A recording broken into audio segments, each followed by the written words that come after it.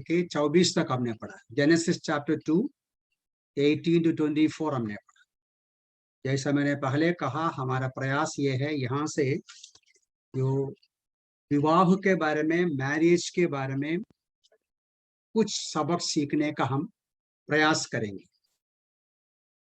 Specially ये जो context है हमारा जो आने वाला विवाह का कॉन्टेक्स्ट में, आपको याद होगा मैथ्यूस गॉस्पेल 19 में यीशु मसीह से सवाल करते हैं फरीसी लोग मैरिज के संबंध में। एक्चुअली वो यीशु मसीह को फंसाने का एक प्रयास था, लेकिन प्रभु यीशु मसीह वो जो कॉन्टेक्स्ट में, वो जो अवसर पर क्या करते हैं, हर फरीसियों के साथ विवाह के बारे में डिस्कस करते समय यीशु बोलते हैं, क्या तुम नहीं पढ़ा कि शुरू में सृष्टिकर्ता क्या किया, इन द बिगिनिंग क्रिएटर ने क्या किया।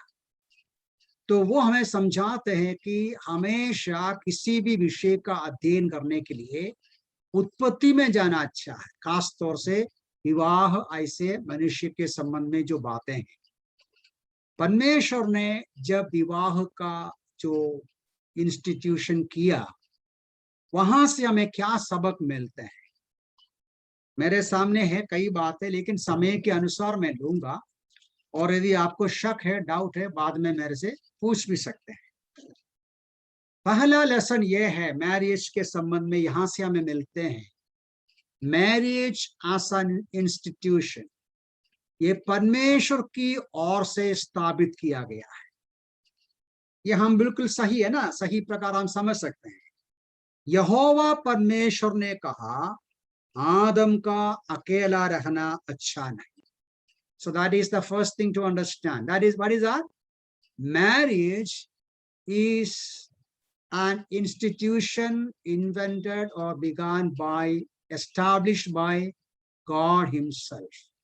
ये मनुष्य का कोई क्या कार्य नहीं है, मनुष्यों ने स्थापना नहीं किया चलो शादी का प्रबंध करेंगे, परमेश्वर ने ही।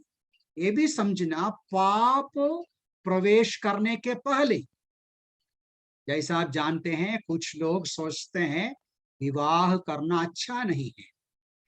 अभी आप तिमोथी का पुस्तक पढ़ेंगे, अभी हम लेंगे नहीं, 1 तिमोथी चैप्टर 4 1 to 3 आप पढ़ेगा तो वहां लिखा है डीमोनिक डॉक्ट्रिन के बारे में लिखा है। मतलब अंतिम दिनों में शैतान के प्रेरणा से, दुष्टात्माओं के कार्य के द्वारा लोगों के बीच में विभिन्न प्रकार का गलत शिक्षा को फैलाएगा। वो गलत शिक्षा के संबंध में वहां लिखा है, ये बात भी है। क्या बात भी है? विवाह को रोकते हैं। मैं पढ़ूंगा जल्दी, वहां बराबर लिखा है कि विवाह को रोकने का कार्य दुष्टात्मा का सिद्धांत है। देखो वर्स 3, जो विवाह न करने और भोजन की कुछ वस्तुओं से परे रहने की शिक्षा देते हैं, वो किसकी शिक्षा है? पहला पद में है, दुष्टात्माओं का शिक्षा है। देखिए, आज आप मैं ज्यादा वर्णन नहीं करूं समय संभालने के लिए, लेकिन मसीह लोगों के बीच में ही, ईसाई लोगों के बीच में ही आप कुछ लोगों को देखते हैं, वे कहते हैं विवाह नहीं करना, विवाह करेगा तो आप अपवित्र हो जाएगा, यदि विवाहित नहीं रहेगा तो आप ज्यादा पवित्र रहेगा। ये झूठा सिद्धांत है, दुष्टात्मा का सिद्धांत। क्योंकि विवाह, मैरिज, ये परमेश्वर का ही इन्वेंशन है।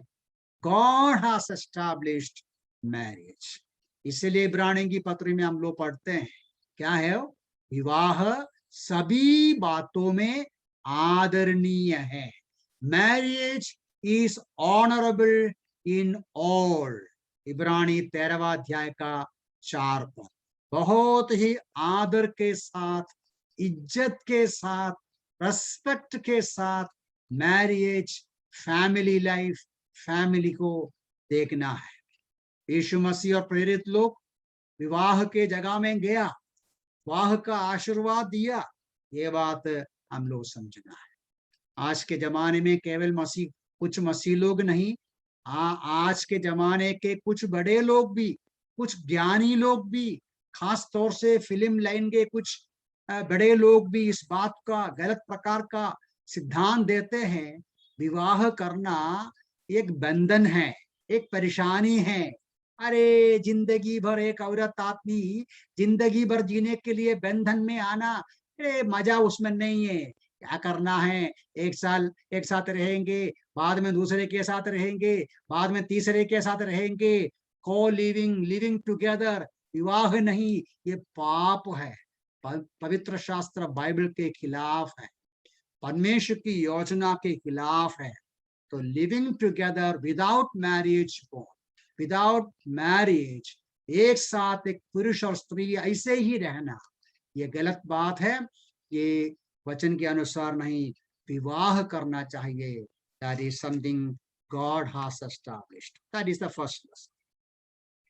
ठीक है, नंबर 2 पर जाएं।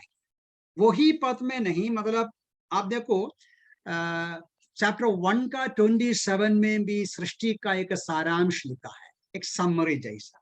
1:27 देखिए, वहां क्या लिखा है, परमेश्वर ने मनुष्य को अपने स्वरूप में सृजा, अपने ही स्वरूप में परमेश्वर ने उसको सृजा, उसने नर और नारी करके उनकी सृष्टि की, परमेश्वर ने उन्हें आशीष दी।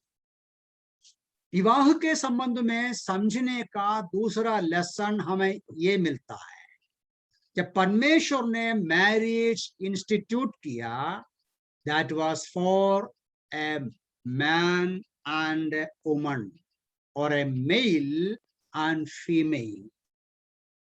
क्यों मैं जोर दे के बोलता हूं, परमेश्वर ने शादी पुरुष और पुरुष के साथ नहीं, स्त्री और स्त्री के साथ नहीं, पुरुष और स्त्री के साथ कराया। अब उत्पत्ति से लेकर ही हम पढ़ते हैं, पापी मनुष्य का बुद्धि दिमाग उल्टा होने के वजह से ऐसा समाज और लोग उन दिनों में ही थे। कौन लोग? पुरुष पुरुष के साथ विवाह करते हैं, स्त्री स्त्री के साथ विवाह करते हैं। सोदोम गोमोरा में ये पाप बहुत फैल गया, बढ़ गया। परमेश्वर ने उस नगर को भस्म कर दिया। होमोसेक्सुअलिटी इज इविल, पाप है। परमेश्वर भयंकर घृणा करते हैं, ऐसे समाज का नाश करते हैं।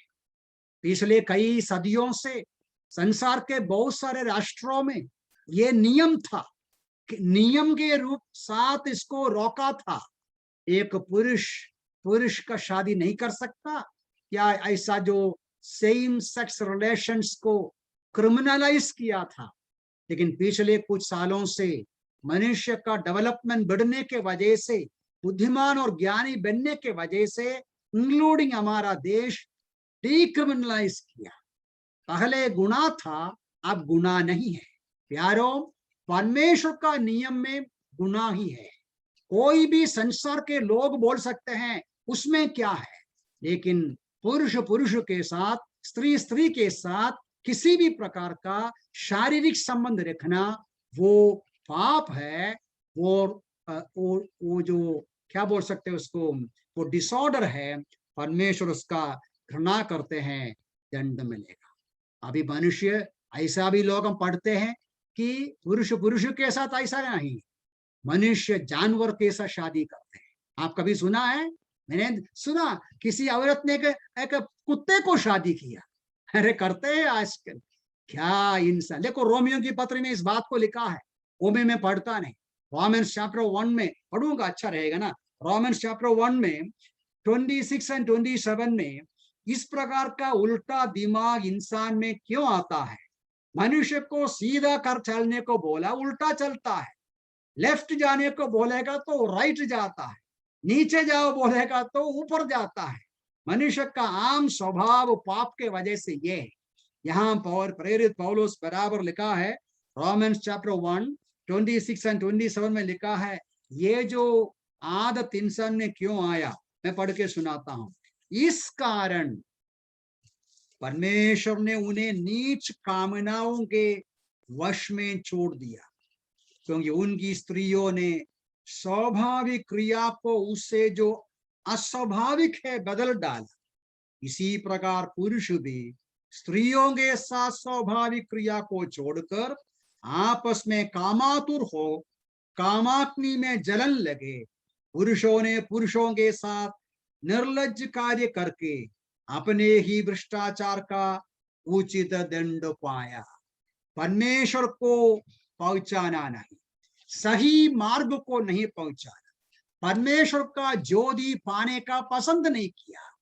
मनुष्य शैतान का आदेश को विचारों को अपनाया, दिमाग का विचार ही उल्टा हो गया, और ये परिणाम है आज भी जो समाज में हम देखते हैं, नियम के विरुद्ध और नेचर के विरुद्ध कार्य करते हैं। इसका परिणाम ईश्वरीय दंड हो सकते हैं।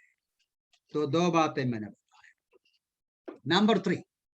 नंबर थ्री ये है, अगेन वो जो चैप्टर 1 का 27 में भी वो है, और 218 में भी है।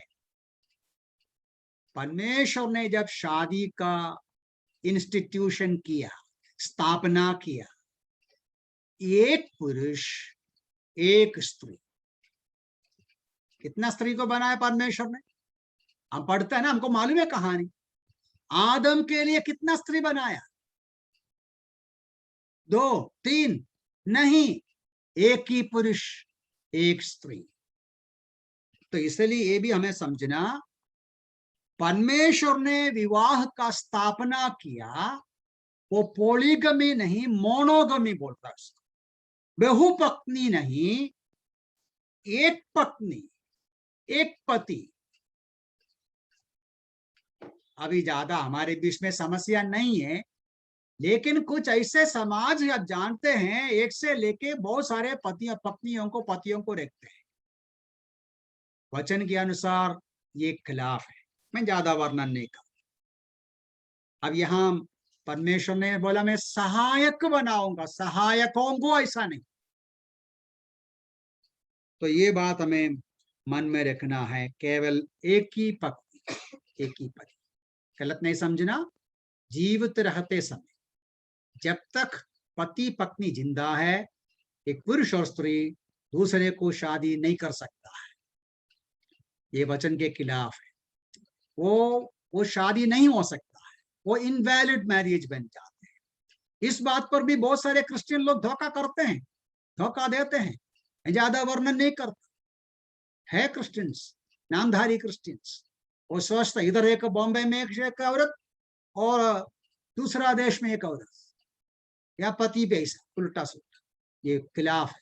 मैं खुल्लम खुल्ला बोलता हूं, क्योंकि हम सबके जानकारी में रहना है, क्योंकि आज इसी समाज में रहते हैं, हमारे बच्चे बढ़ रहा है, वैल्यू सिस्टम भूल गया, पता नहीं क्या सच्चा है क्या बुरा है, इसलिए समझना सुनना जरूरी होता है। ठीक है, नंबर 4 पर जाए। अब 3 बातें बताया। नंबर 1 जल्दी, परमेश्वर ने ही स्थापना किया विवाह पाप प्रवेश करने के पहले। नंबर 2, पुरुष और पुरुष के बीच में, सॉरी पुरुष और स्त्री के साथ, ऐसा नहीं है कि पुरुष और पुरुष के साथ, man and woman, male and female, उसके बीच में विवाह होना है। और उसके बाद पॉलीगमी नहीं, मोनोगमी, मतलब एक ही पत्नी, बहुपत्नी नहीं। नंबर 4 पर जाएंगे।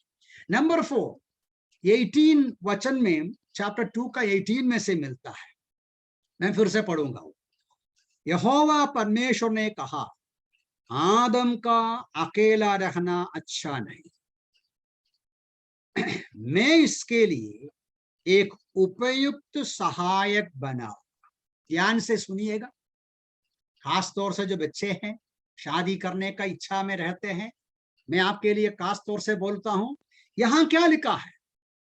कौन बोला पुरुष या मनुष्य अकेला रहना अच्छा नहीं? परमेश्वर ने बोला। किसने पाया विवाह अवश्य है? परमेश्वर ने पाया। तो परमेश्वर ने क्या बोला? आपको ऐसा लगता है आदम के पास जाके, आदम देखो मैं आपको एक सलाह देता हूं, आप अकेला रहना अच्छा नहीं, आप शादी करना चाहिए, आपको एक जीवन साथी ढूंढना चाहिए। तो आदम पूछेगा प्रभु मैं क्या करूं? अरे ढूंढो, तुम देखो किधर भी मिलेगा तो अच्छा है। ऐसा बोला है क्या परमेश्वर ने? नहीं, परमेश्वर ने देखा आदम के लिए एक जीवन साथी की आवश्यकता है। परमेश्वर ने ही बोला मैं इसके लिए उपयुक्त सहायक बनाऊंगा। ध्यान से सुनिए मेरे यंग मैन, यंग वुमन या यंग बहन, भाई बहन, लड़के लड़की, बच्चे बड़े, आपका मेरा विवाहित जीवन के बारे में परमेश्वर को विचार है, बोझ है, कंसर्न है। उनको आपके सामने लाने का काम परमेश्वर का है। आपको ढूंढने को नहीं बोला, मुझे ढूंढने को नहीं बोला। मैं एक्सप्लेन करूंगा, फिक्र मत कीजिए, एक्सप्लेन करूंगा।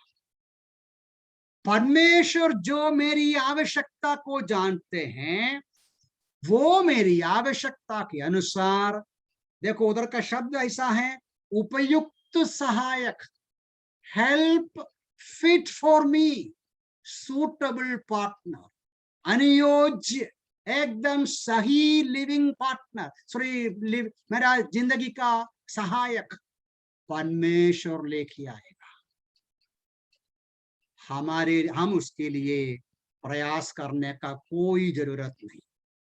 अभी आपको शक आएगा, नीचे के पद में क्या पढ़ा था 19 और 20 में?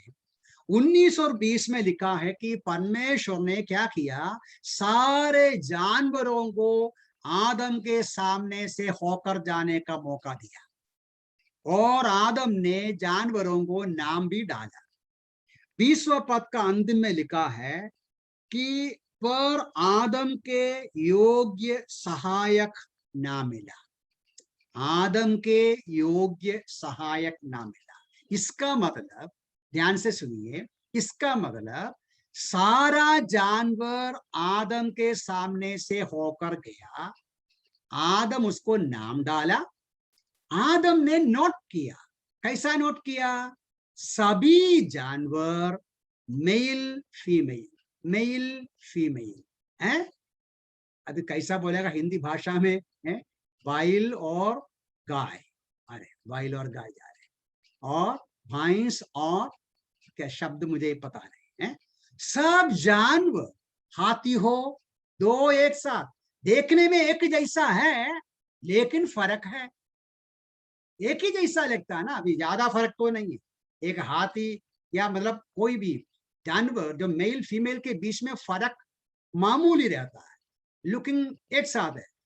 उधर लिखा है आदम के समान और किसी को नहीं देखा कि आदम के लिए एक सहायक। तो आपको सोचेगा तो आदम को कोशिश किया, परमेश्वर ने आदम को भेजा कोशिश करने को? नहीं नहीं नहीं, ऐसा नहीं। वहां का सच्चाई ऐसा है कि परमेश्वर ने आदम के अंदर ये विचार अराउज करने को, आदम के अंदर ये दिमाग आने को एक अवसर दिया। देखो सारे जानवर मेल एंड फीमेल है, तुम अकेला है, तुमको भी एक जीवन साथी चाहिए, मैं बना कर दूंगा, लेकिन उसकी आवश्यकता का पहचान चाहिए, उसका जरूरत का जानकारी चाहिए, मैं बना कर दूंगा। तो यहां आदम कोशिश किया ऐसा नहीं, आदम को परमेश्वर विवाह की आवश्यकता को समझा रहा था। प्यारों, मेरे प्यारे भाई बहन, बेटे बच्चे, मैं आप सबको यह बात बताना चाहता हूं, विवाह में हमारी पत्नी परमेश्वर की ओर से आना है। आपका नजर में ढूंढ कर पाना वो आपका विचार है। हम ढूंढना से गलती कर सकता है। हम हमेशा बाहरी बात देखता है, हम हमेशा अपनी स्वार्थता की बात को पसंद करता है। परमेश्वर हमारी आवश्यकता को जानते हैं, आज की आवश्यकता, कल की आवश्यकता, परसों की आवश्यकता जानकर सबसे उत्तम जीवन पार्टनर को परमेश्वर लाएगा। वो आशीष का बनते हैं। उत्पत्ति का 24 में 24 में बहुत अच्छा एग्जाम्पल हमको मिलता है। इसहाक के लिए इसहाक के लिए लड़की ढूंढते हैं। आप जेनेसिस 24 को पढ़ना चाहिए, वहां एक शब्द बीच में आते हैं, रेबेका का परिवार के लोग बोलता है ये बात परमेश्वर की ओर से आया। इसहाक ढूंढ कर नहीं गया, अब्राहम का दास ढूंढ कर गया। अब्राहम का दास जाकर प्रार्थना करके रिबेका को पहचानते हैं या फाइंड आउट करते हैं। रिबेका का परिवार वाला भी बोलता है हाँ यह संबंध परमेश्वर की ओर से आया।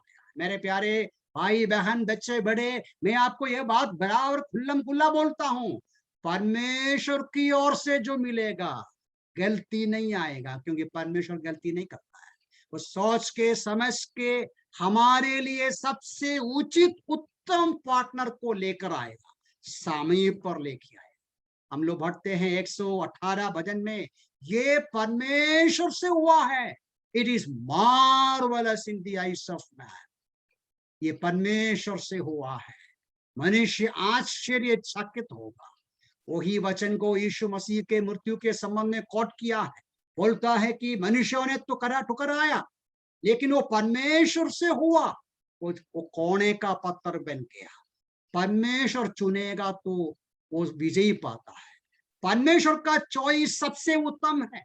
पॉल भी कहता ना रोमन्स 12:2 में, God's will perfect acceptable pleasing सबसे उत्तम बनते हैं। तो क्या है फोर्थ लेसन?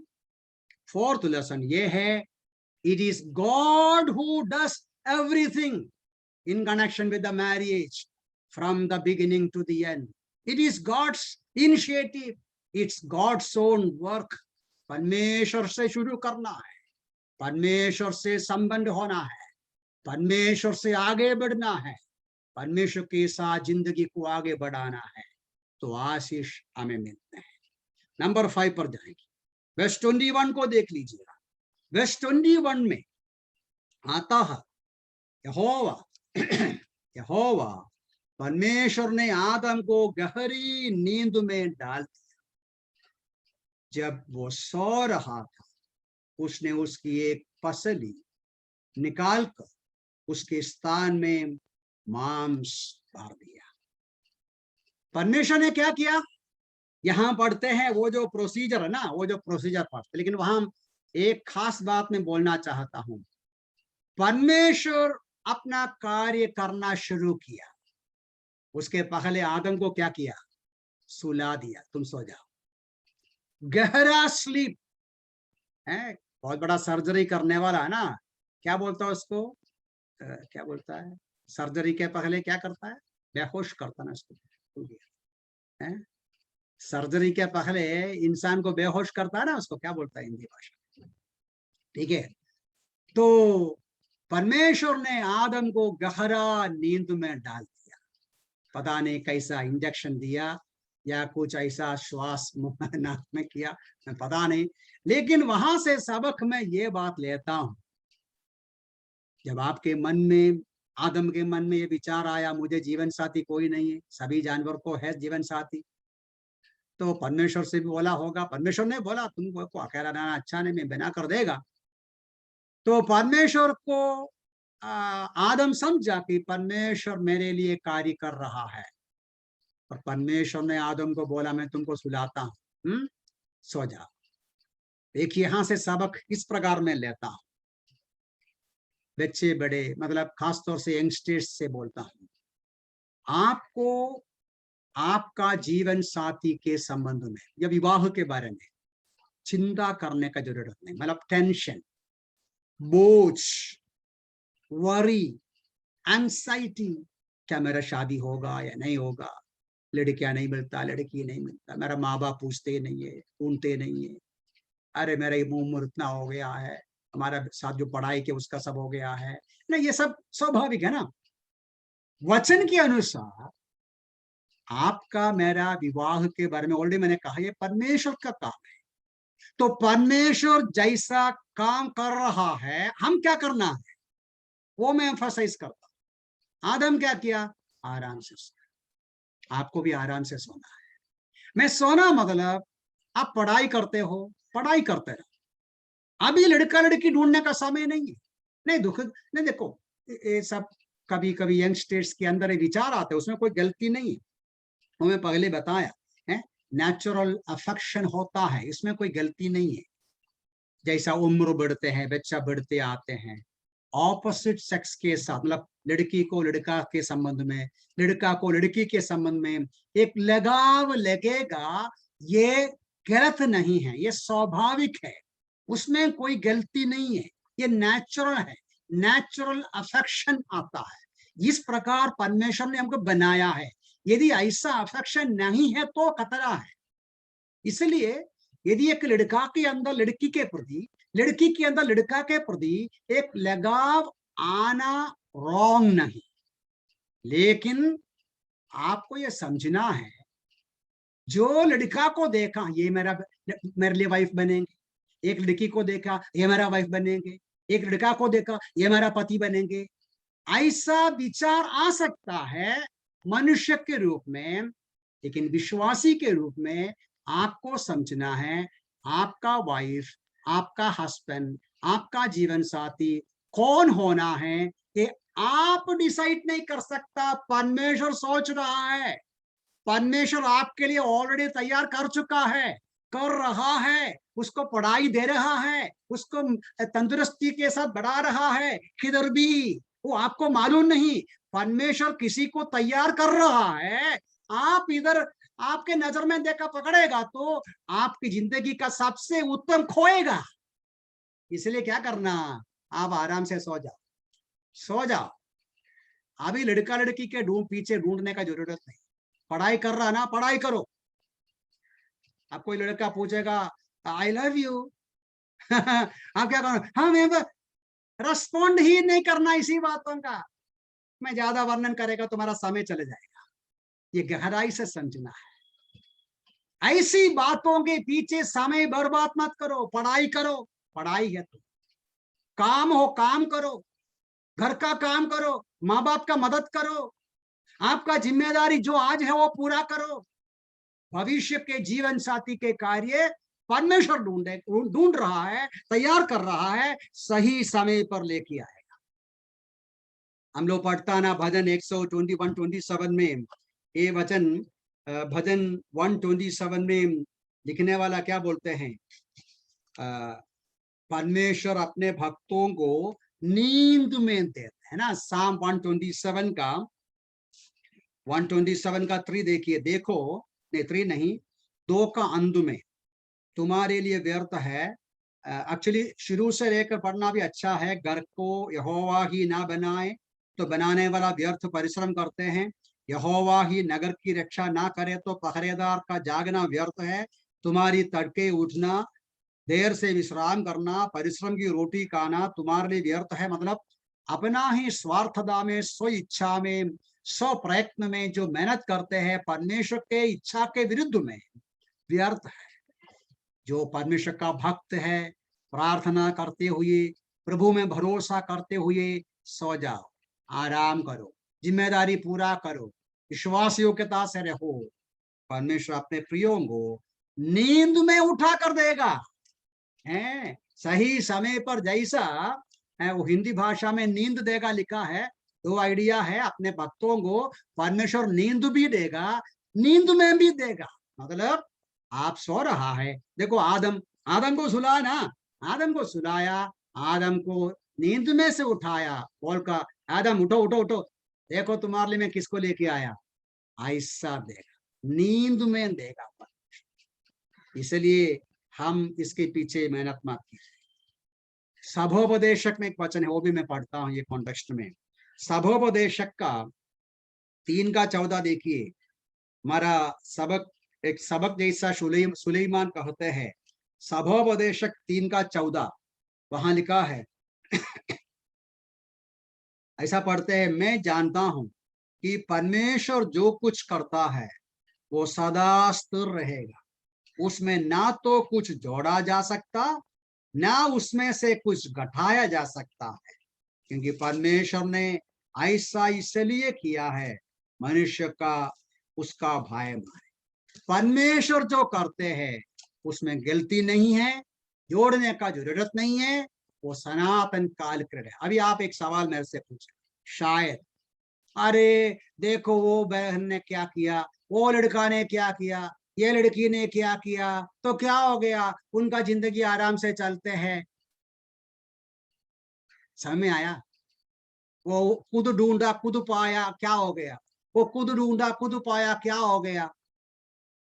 तुम लोग सब पहले विरोध किया, अभी क्या हो गया, क्या फर्क पड़ा?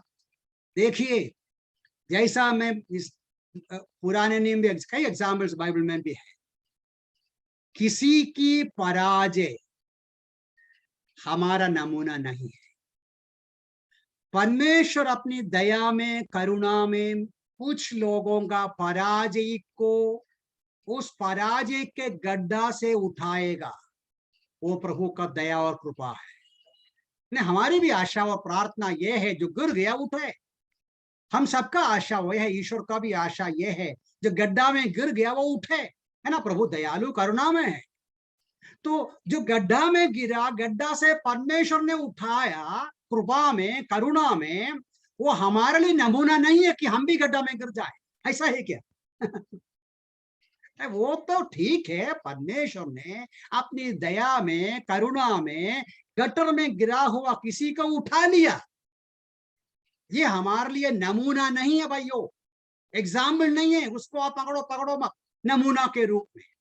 नमूना ये है उत्पत्ति 2 में, आप सो जाओ, परमेश्वर आपके लिए लेके आएगा।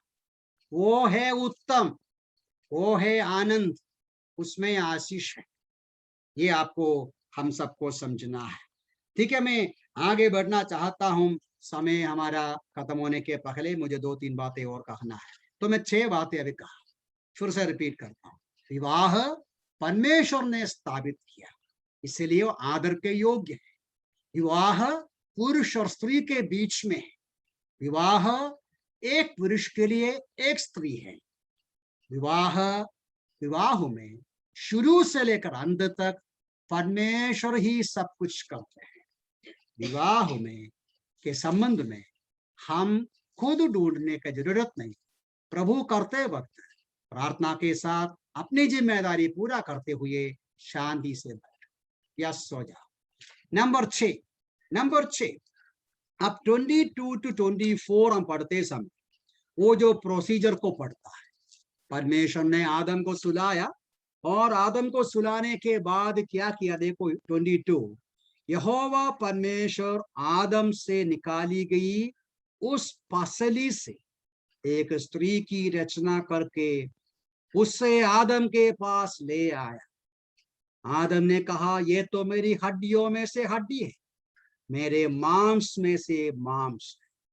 ये नारी कहलाएगा क्योंकि ये नर में से निकाली गई। इस कारण पुरुष अपने माता पिता को छोड़कर अपनी पत्नी से मिला रहेगा, तो एक ही तन बने रहेंगे।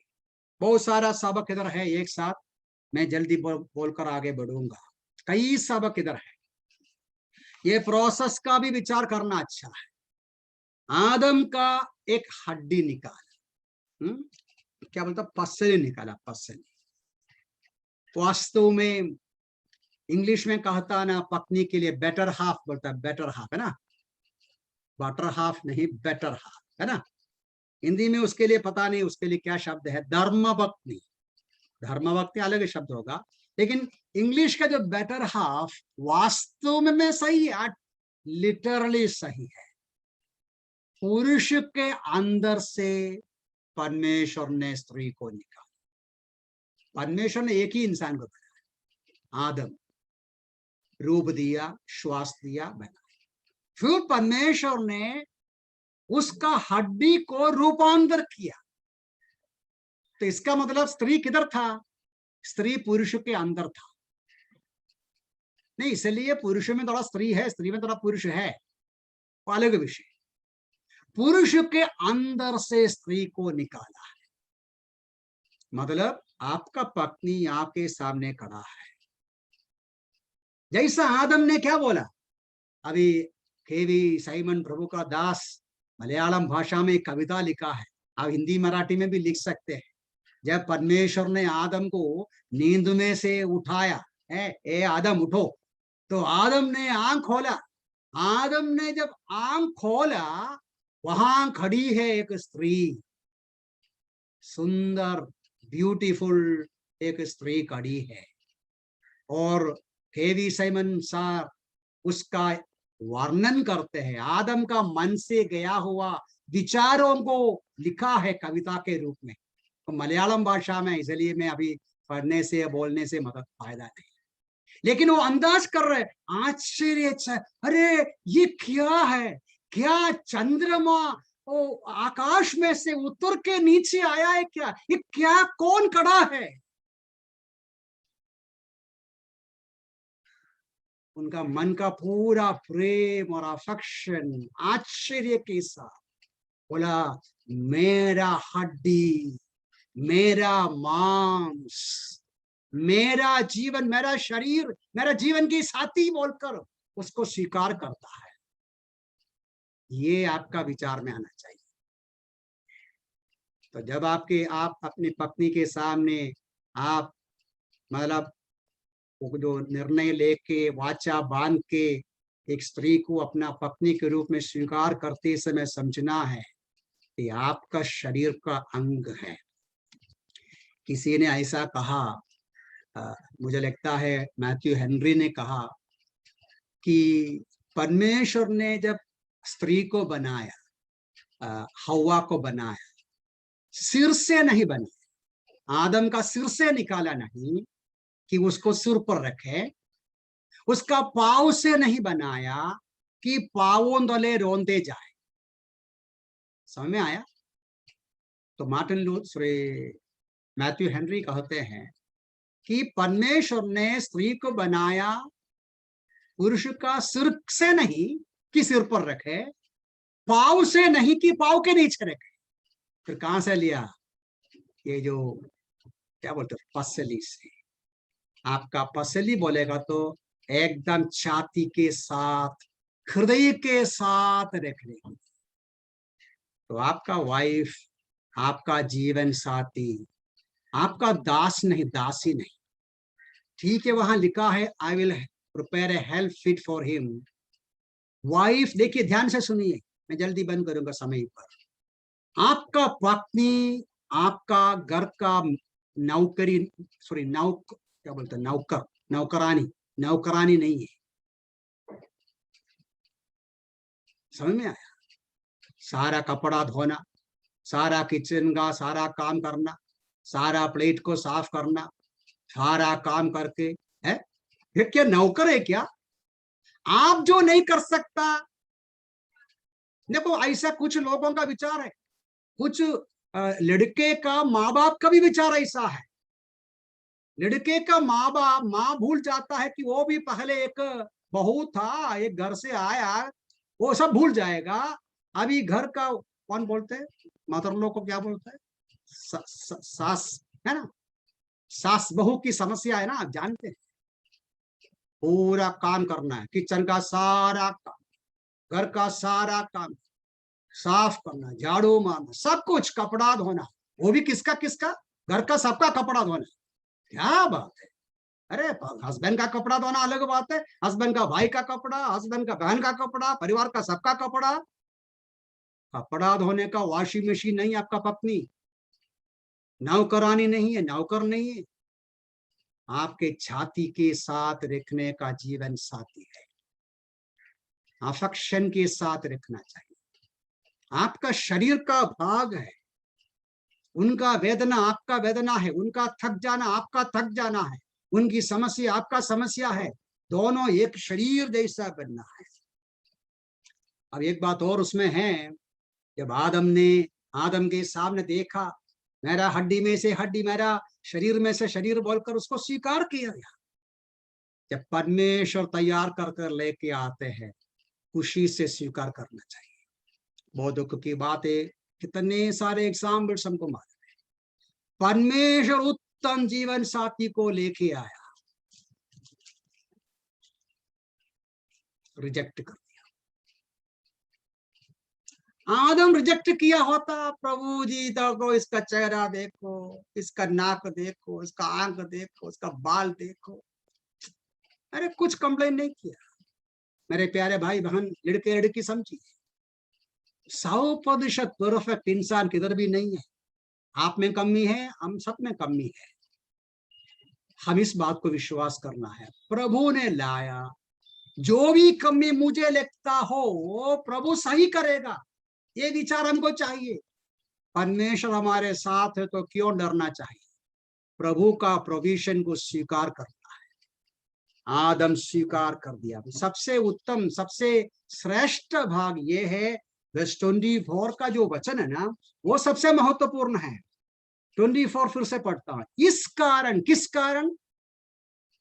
मनुष्य का, पुरुष का हड्डी में से, मांस में से है अपनी पत्नी, इसलिए पुरुष अपने माता पिता को छोड़कर अपनी पत्नी से मिला रहेगा। ये महत्वपूर्ण सच्चाई है। विवाह का सबसे बड़ा भेद ये है। मैरिज में क्या होते हैं? दो लोग एक साथ आते हैं, केवल एक साथ नहीं आता, एक बन जाते हैं। ध्यान से सुनिए, इसको बोलता है कॉन्ट्रैक्ट लिविंग, लिविंग टुगेदर। सबका फर्क, आप दो जन एक साथ रह सकते हैं, वो मैरिज नहीं है। दो जन एक साथ चल सकते हैं, फिर सकते हैं, घूम सकते हैं, बैठ सकते हैं, वो मैरिज नहीं होता है। विवाह में वाचा बांधकर प्रभु के वचन के अनुसार, नियम के अनुसार आप लड़का लड़की पति पत्नी बन जाते हैं। वहां एक मिस्टीरियस वननेस हो जाता है, एक बन जाते हैं। ये जो एकता को कबूल करना है, ये जो एकता को मेंटेन करना है, मतलब शरीर में आप चाहे दो है, दो कुर्सी में बैठा है, ठीक है, पति और पत्नी दो कुर्सी में बैठा है, लेकिन आप मैरिज के द्वारा आप एक बन गया, एक बन गया। मतलब मैरिज के साथ आपका इच्छा पति पत्नी का एक हो गया। मैरिज तक आप सिंगल है, अकेला है, अपनी इच्छा पर चलते थे। आपको किसी से ज्यादा पूछने का जरूरत नहीं, आप किसी से ज्यादा सलाह लेने का जरूरत नहीं। ठीक है, माँ बाप से पूछिए, अच्छी बात है, लेकिन आपको और किसी से ज्यादा पूछने का जरूरत नहीं। लेकिन विवाह के साथ आप नो मोर सिंगल, आप एक नहीं। आपका इच्छा में परमेश्वर से पूछना है, पत्नी से पूछना है, पत्नी पति से पूछना है। दोनों का एक ही इच्छा, दोनों का एक ही पर्स, दोनों का एक ही उद्देश्य, दोनों का एक ही लक्ष्य, दोनों एक बनना चाहिए। एक बनना, एक बनते हैं, वो कबूल करना चाहिए, वो अंगीकार करना चाहिए। ये जो बात है ना, नया नियम में कई बार कोट किया गया है, विवाह के संदर्भ में बोलते समय ये कोट किया है। मैथ्यू में है, मार्क में है, कोरिन्थियंस में है, एफिशियंस में है। दोनों एक साथ लिपटा रहा, मानो दो पेपर गम लगा के एक कर दिया, ऐसा होना चाहिए। इसका मतलब, इसलिए यीशु मसीह भी बोला मैथ्यू गॉस्पेल 19 में, परमेश्वर ने दोनों को जोड़ा है, एक तन बन गया है, एक शरीर बन गया है, उसको मनुष्य तोड़ना नहीं। डिवोर्स, विवाह को तोड़ना वचन के अनुसार बुरा है, रॉन्ग है, गलत है। अभी समझना, मान लो वो विवाह और रजिस्ट्रार के साथ हुआ हो, और कोई धर्म के बीच में हुआ हो, कौन सा भी प्रकार हो, वो है खूबी। विवाह किधर भी होने दो, कौन सा भी बैकग्राउंड में होने दो, जिंदगी भर के लिए है, मरने तक लिपटा हुआ एक तन बन गया। तो ये जो 24 का मुख्य बिंदु ये है, मैरिज में पुरुष और स्त्री एक शरीर बन जाते हैं, मार्मिक शरीर बोलते हैं, एक मिस्टीरियस तरीके से। मतलब हमारे नजर में है दो शरीर, लेकिन एक्चुअली आत्मिक रूप में एक बन गया।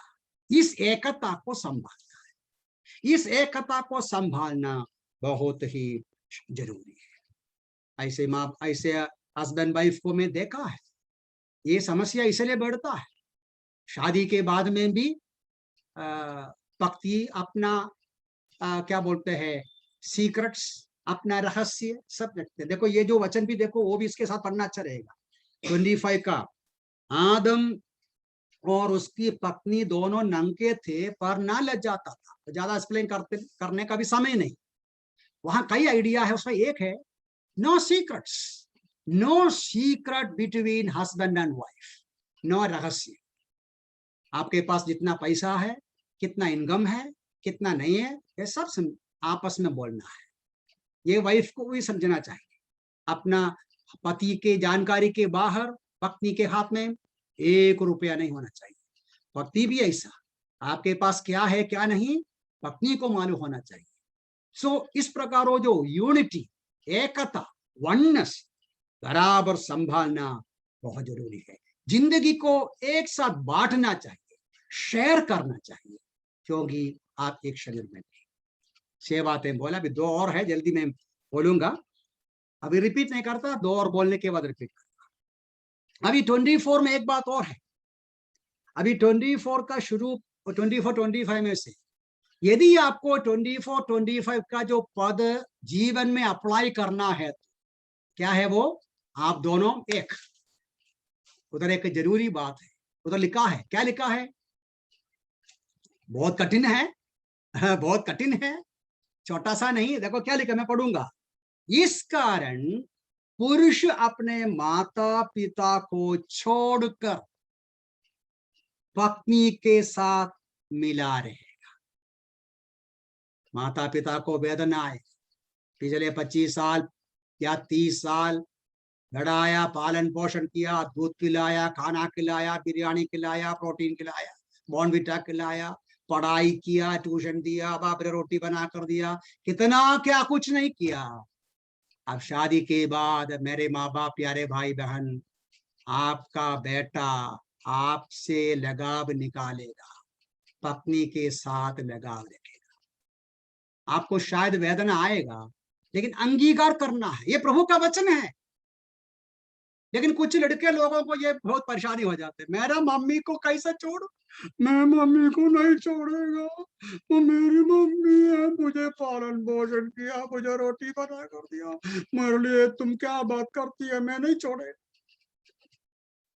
आपको छोड़ने को कौन बोले, तो शब्द क्या लिखा है, छोड़ने को लिखा है ना। नहीं, इसका मतलब ये नहीं कि माँ बाप का त्याग करना। देखो वचन में बराबर लिखा है, माँ बाप का आदर करना है, माँ बाप को मदद करना है, माँ बाप का आवश्यकता को पूरा करना है, ये सब जिम्मेदारी है। लेकिन यहाँ अफेक्शन की बात है, लगाव, लगाव, प्रायोरिटी, प्राथमिकता।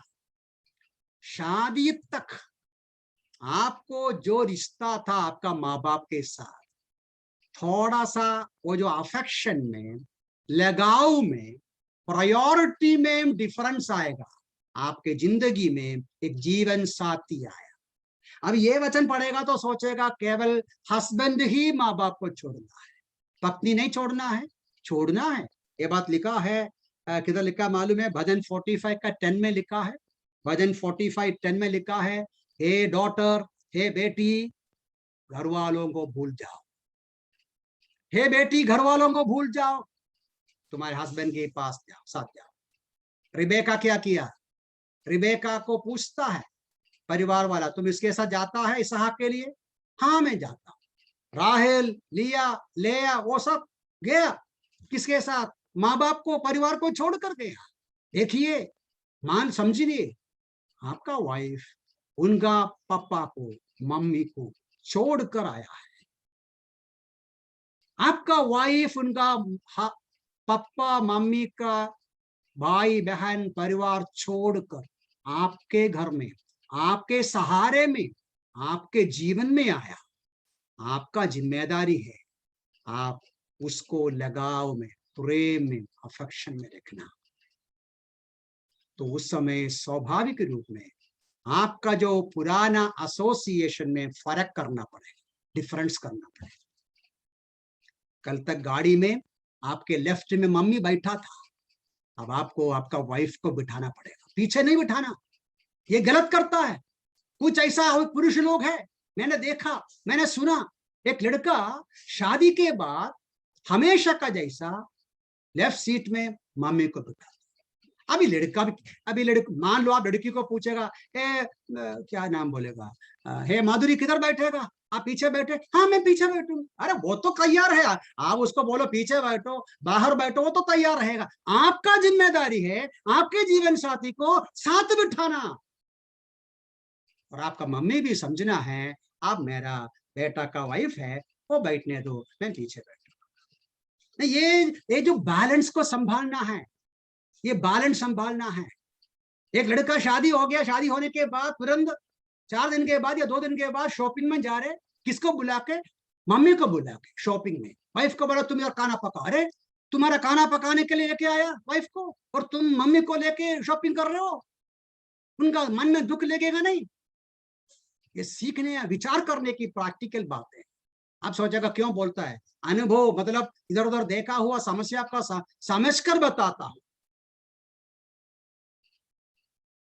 मैं आगे बढ़ना चाहता हूं, जल्दी बंद करेंगे एक और पॉइंट बोलकर। माँ बाप खुश रहना चाहिए, आपका लड़का लड़की परिवार में खुश रहते हैं, वो आपका खुशी है। हमारा कर्तव्य है बच्चों को पालन पोषण करना, बढ़ाना, किसी के हाथ में दे देना, उनका जिंदगी की खुशी देकर हम भी खुश होना चाहिए, उसके जीवन में इंटरफियर करने को नहीं जाना चाहिए। तो 7th पॉइंट ये है, keep all other association secondary, keep all other association secondary. आपका सारा संबंध परिवार जीवन के सामने थोड़ा दूर रखना चाहिए।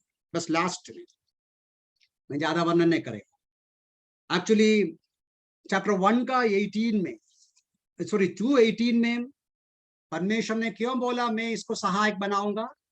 अकेला रहना अच्छा नहीं, अकेलापन अच्छा नहीं, इसको कंपेनियन चाहिए, सहायक चाहिए। और 1:28 में परमेश्वर ने एक बात बोला, उधर एक सूचना दिखा है, इसका दोनों का शादी होने के बाद परमेश्वर ने क्या बोला उसको? परमेश्वर ने आशीष दिया। पहला अध्याय का 28 में आशीष देकर बोला, फूलो फालो, पृथ्वी में भर जाओ। बंद करता हूं। परमेश्वर ने विवाह स्थापित किया, मैरिज का स्थापना किया, खास उद्देश्य के साथ। कई उद्देश्य है।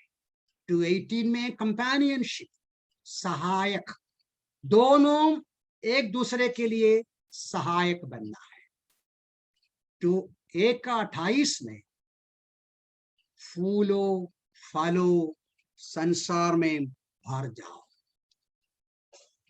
मतलब इसको हिंदी में क्या बोलेगा, इंग्लिश में प्रोक्रिएशन बोलते हैं। आपके परिवार जीवन के आशीष में बच्चों का जन्म होना चाहिए। ये विचार कीजिए। ये सब और भी है, उसके ऊपर अभी मैं एक्सप्लेन करने को जाता नहीं, समय हम खत्म हो गए। बंद। प्रभु सहायता करें। ये बात इसलिए बोलते हैं कि जो शादी नहीं किया है वो समझना चाहिए, शादी करने पर है वो मन में रखना चाहिए, शादीशुदा है उनकी जिंदगी को जांचना चाहिए। प्रभु में सहायता करे। ये 8 बातें मैं जल्दी रिपीट करता हूं, एकदम फास्ट। विवाह या मैरिज परमेश्वर ने स्थापना किया। विवाह पुरुष और स्त्री के साथ है। विवाह केवल एक पत्नी, मतलब ज्यादा नहीं। विवाह में परमेश्वर शुरू से लेकर सब कुछ करते हैं। विवाह में परमेश्वर हमारे लिए कार्य करते समय हम जो अविवाहित हैं, प्रार्थना के साथ शांति से रहना, अपनी जिम्मेदारी पूरा करना। और जीवन में विवाह के साथ वो जो आध्यात्मिक एकता को अनुभव करना, जिंदगी की सारी जो जो जो एसोसिएशंस है, संबंध है, वो संबंध को परिवार जीवन के पीछे रखना चाहिए। आपका पति पत्नी का संबंध सबसे पहला है और श्रेष्ठ है, जरूर प्रभु के साथ भी जो संबंध है। बस लास्ट में परमेश्वर ने विवाह का स्थापना करने से कई लक्ष्य है, उसमें कई बातें हैं।